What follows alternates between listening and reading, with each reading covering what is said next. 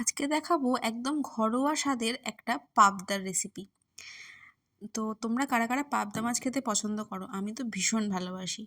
প্রথমে একটা যে কোনো সর্ষে পোস্ত পাউডারের পেস্ট নিয়ে নেবে, বা তোমরা নর্মাল গোটা সর্ষে পোস্ত বাড়িতে ভালোভাবে মিক্সিতে বা শিলে ভালো করে বেটে নেবে।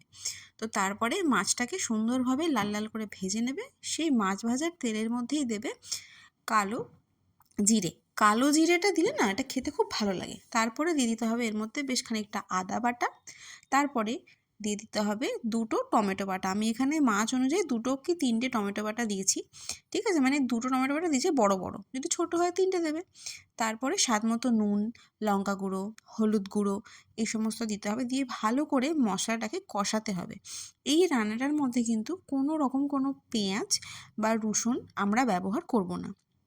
এরপর মশলাটা ভালো করে কষানো হয়ে যাওয়ার পরে ওই যে আমরা পোস্ত আর সর্ষের পেস্ট যেটা ভিজিয়ে রেখেছিলাম সেটা দিয়ে দেবো।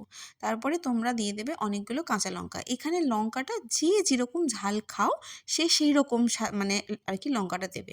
আমরা ঝাল প্রচুর খাই, আর আমরা ছিলাম মোট 4 জন। তো সেই হিসেবে লঙ্কা দিয়েছিলাম যে সবাই 1 পিস 2 পিস করে পাবে। এরপর মাছগুলোকে একটা একটা করে দিয়ে দিতে হবে।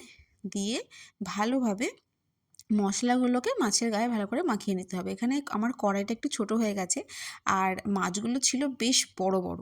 তো সেই জন্য একদম ভর্তি হয়ে যাচ্ছে ব্যাপারটা। তো তারপরে ওই বাটি ধোয়া জলটা একটু দিয়ে দিলাম, বেশি জল লাগে না, পাবদা মাছ খুব নরম। তারপরে একটু ধনেপাতা দিয়ে দিতে হবে। ব্যাস, একদম সুন্দর স্বাদের গরম গরম পাবদা রেডি। ব্যাস, গরম গরম ভাতের সঙ্গে খেয়ে নিতে হবে। দেখা হবে পরের ভিডিওতে। টাটা।